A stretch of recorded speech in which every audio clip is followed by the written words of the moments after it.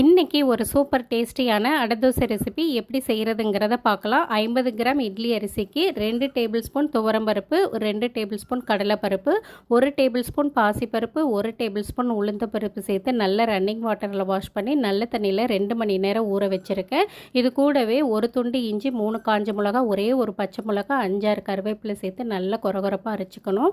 இது கூடவே ஊற வச்ச பருப்பு, அரிசி 2த்தையும் சேர்த்து நல்லா கொரகொரப்பாக அரைக்கணும்.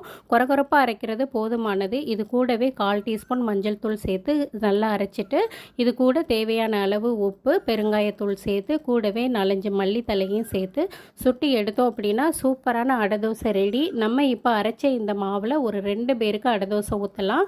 2 தோசை ஊற்ற முடியும். மொத்தம் 4 தோசை ஊற்றி சாப்பிடலாம். இதுக்கு நான் சைட் டிஷ்ஷாக காலையில் குருமா வச்சுருந்தேன். அதுதான் இதுக்கு சைட் டிஷ்ஷாக நான் யூஸ் பண்ணியிருக்கேன். இது கூடவே கார சட்னி, தேங்காய் சட்னியும் சூப்பராக இருக்கும்.